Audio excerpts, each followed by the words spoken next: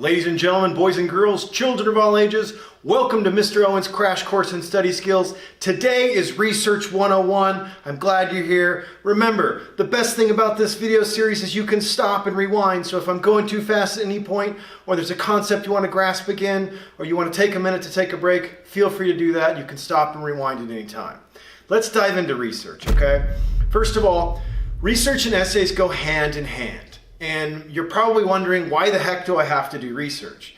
Well, research is important because before you write an essay, you need to do research. If you've been in the habit of writing the essay while you do the research, stop. Stop doing that right now. I want you to, whatever you're writing an essay on, I want you to become an expert in that before you even sit down to type. It's one of the keys to writing a good essay. So it starts with research. You also need to do reputable research, and a lot of you probably haven't been doing that because you don't know how. I'm going to show you some super easy techniques that are going to blow your mind. Okay? This is also going to prepare you for college. This is one of the best skills in my study skills that I can actually provide you with, because in college you're going to be writing a ton of essays and you're going to have to do a lot of research. The other thing that I'm going to teach you today is a higher level of research. When you're younger, parents and teachers are just more excited that you're even looking anything up, let alone whether or not it's reputable. So today I'm going to show you the differences.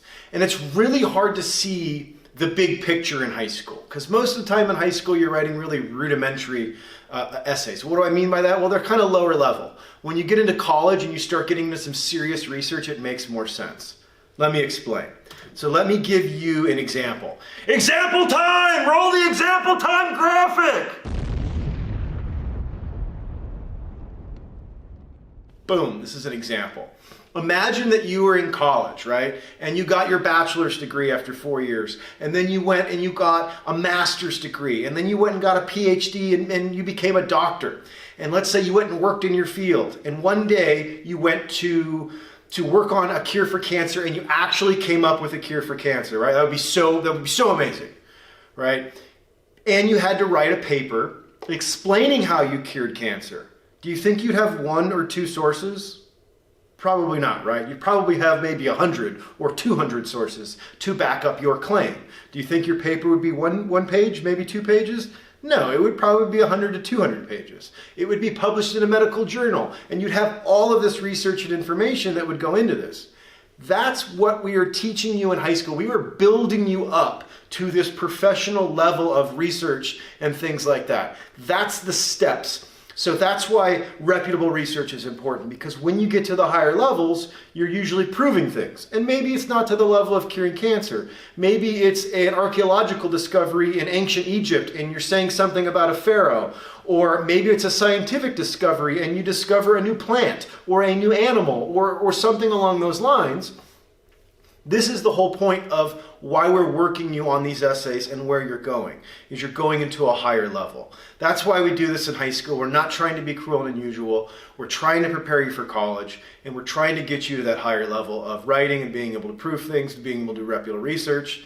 And if you're thinking, I'm never going to use this, I'm not going to cure cancer, fine, but you will, if you want to be successful no matter what you do, writing is so important to any job. To be able to climb the ladder and to be able to write well, you have to be able to research, because you have to be able to know your subject, okay? I had a roommate that was super high up in the Navy. He did tons of writing. I had a friend who had her own a beauty company. She had to do a ton of writing for her website.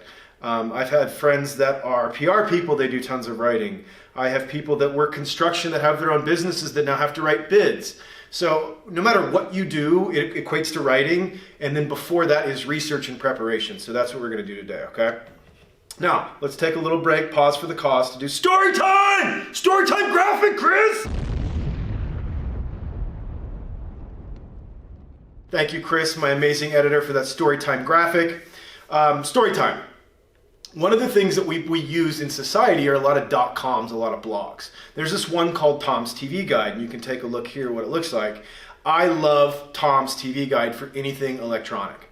I bought a pair of noise-canceling headphones recently for Black Friday, and I went to Tom's TV Guide because I trust Tom. He reviews all these things, he writes about them. I spent hours reading about headphones, and he does a really good job, and I am like now an expert on headphones. It's a great source. It's something I use every day.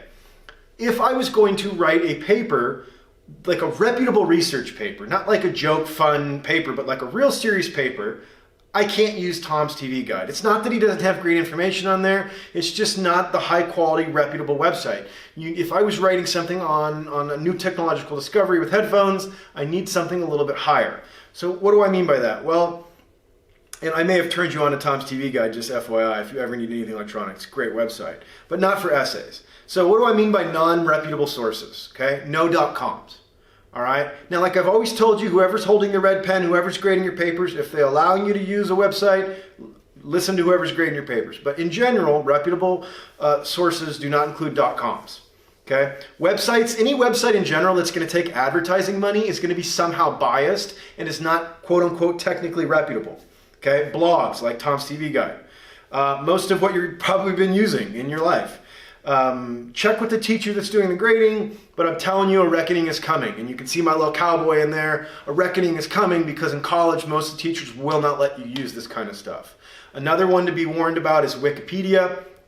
Wikipedia, try to avoid using that. Sometimes it's got some great information and it can help you get started on your research. But anybody can go in and change Wikipedia. So that's something you got to be really wary of. But if you go to Wikipedia and you go to the end where the references are listed, a lot of times if it's good on there, you'll have tons of references already done for you, and you can just go and look for reputable ones in there. And what do reputable ones look like? This is what they look like. Books, articles, .edus. .edus are like the gold medal of reputable sources. Okay, and you can get those through college resources. Government websites are also huge. .govs or .uk. .govs are American government. UKs are British. There's going to be some great stuff in there. A lot of times .orgs. It depends. It varies on the .org, so use your judgment. And then I put newspapers, and I put asterisks by the newspapers because for me, I'd say about half my college professors would let me use newspapers, and the other half would say no.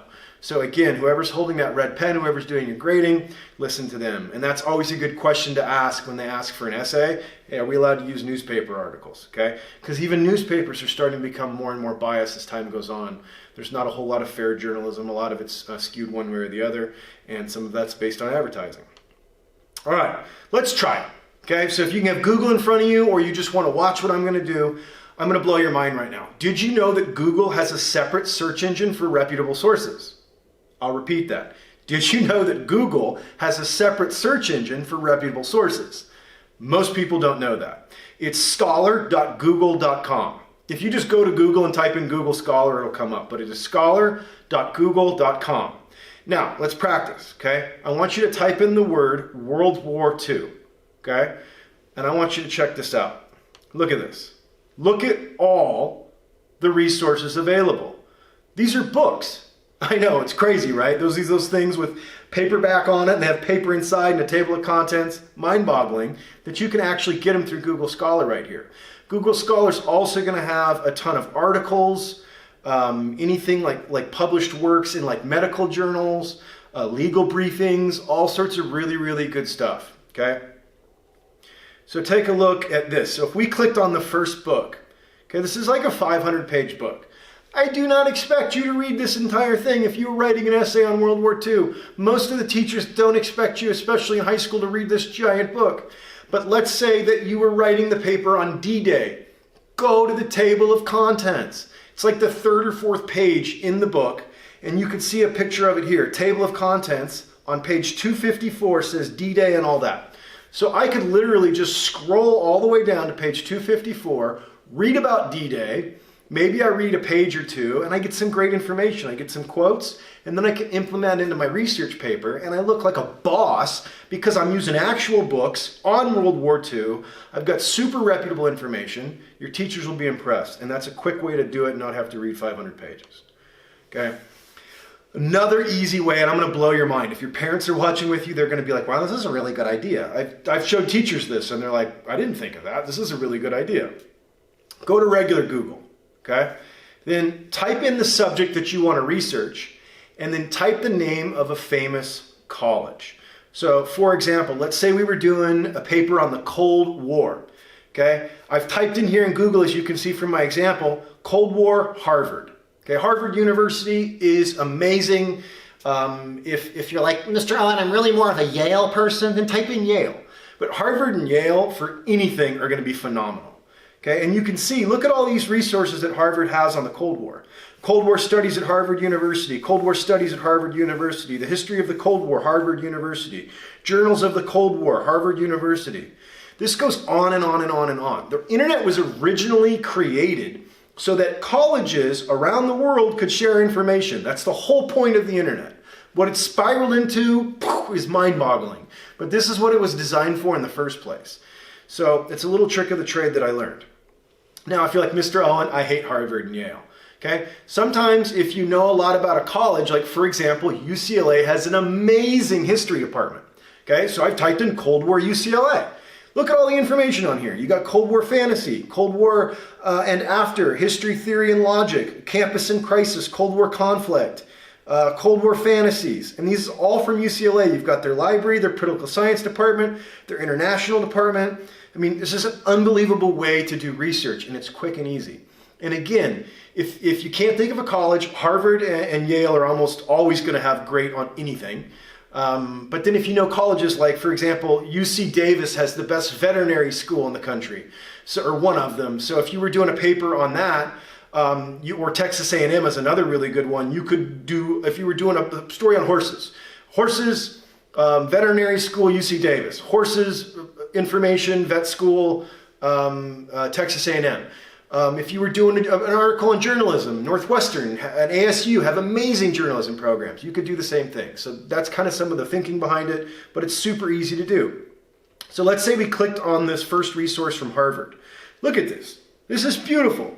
This has got so much information in it alone, and it's got links to other stuff. So you can click on nuclear weapons history, you can visit exhibits and actually take tours of their exhibits. They've got declassified documents. This goes on and on and on, and it's absolutely unbelievable. You could have just gone here and gotten 6 or 7 resources out of this one page and probably called it a day, and your teacher would have been really impressed. Okay, so remember, type in what you want to research and then a famous college, and you're going to get a plethora of really good information. Okay, another thing that you can do is you can use famous libraries or museums. Yes, libraries still exist. Most of them have moved their stuff online. A couple years ago, I went to do a research paper as I'm climbing my educational ladder, and I felt like the biggest idiot in the entire world because I told my wife, I'm going to spend the day at the library. It's going to be great. I'm going to write this amazing paper. And every book I looked up, it was like, the book is no longer available in person. It's available online. And I kept typing all these books, and I wasted my day sitting there. I'm like, these are all online now. This is nuts. But that's a good thing for you. It means you can do this research in the privacy of your own home. Here are a couple of examples of really good libraries or museums. The Library of Congress by the United States is absolutely amazing. The British Library. The British do an amazing job of preserving history, and they've got a bunch of good stuff. Smithsonian's a great museum, and so is the British Museum. If you ever get a chance to tour either of those, I've been to both. They're absolutely exquisite. All right, so take a look. So if you type in the Library of Congress, Cold War, look at all this stuff that comes up. It's the same kind of thing like searching with a school, but then you get access to all of these archives in the Library of Congress. Okay, you've got, and notice the .gov right here. The ones before this had the .edu. You see Cold War archives, Cold War Library of Congress, cartoon drawings, end of the Cold War. So if we were to click on the archives, look at this. This is a beautiful essay on Cold War with additional resources all available for you. They've got links to other things. And you can go on and on and on. Okay? If we typed in the British Library, World War II, and you wanted to research that, again, look at this. And you got the .uk's. You got bl.uk, bl.uk, that's British Library. Okay? And if I click on the first one, look at this. These are maps from World War II with links, with articles about each of the maps. This is absolutely unbelievable, and it's a quick way to do research, okay? All right, so let's review. I know that was a lot. You can always go back and check this out. You can practice this on your own. But remember, avoid .coms, okay? Try to use books, journals, .edus, .govs, and .uk's, sometimes .orgs. Use your expertise on that. But this is what reputable research is. Books, journals, .edus, .govs, .uk's. Okay? Try using Google Scholar. I bet you watched this video, you did not know that Google had its own special search engine for reputable sources. You don't need to read the whole book. Use the table of contents to your advantage, okay? Try using top colleges when you research, and some of them even have access to their libraries online, but that's just a little trick that I learned, is if you just Google the topic and the school, you can find all sorts of information. And you can do the same thing with famous libraries and museums. And don't forget that the governments have tons of resources. And it's not just the United States and the UK. If you're researching a story on, I don't know, India, they have government resources and all sorts of things to help you and to guide you. And don't forget those exist. And also, if you take one thing away from today, that's please stop writing while you do the research. Become an expert on what you're going to talk about. Remember my story. Imagine if you cured cancer. You wouldn't want to be like writing the paper as you're thinking of a cure for cancer. That's not the point of this. The point of this is that you're like becoming an expert on something. You've cured cancer, and now you're sitting down to write this and show people what you've learned. Okay? And remember, my last little trick, keep track of your sources as you're researching. Even if it's a website, you're like, I don't know if I'm going to use this. Copy it, paste it into a Google Doc that says research for my project. Okay, and then just keep copying and pasting it. And then that way you have all of the links to the websites that you've used. And then when you go back to do your works cited page at the end, they're all there, and then you can look up the appropriate information. Okay, so save those URLs, the websites for your works cited page. That way you're not like, oh, what was that one I used again? I don't remember. That way you don't forget, all right? So that's all I got for you today. Let's see where we're at on the time. Let's see here. We are just under 18 minutes. We're at about 17 minutes, guys. I did it again. I'm under 18 minutes. I hope you learned a ton today. Go off and practice this. Use this. Have a great rest of your day. We'll see you next time on Study Skills.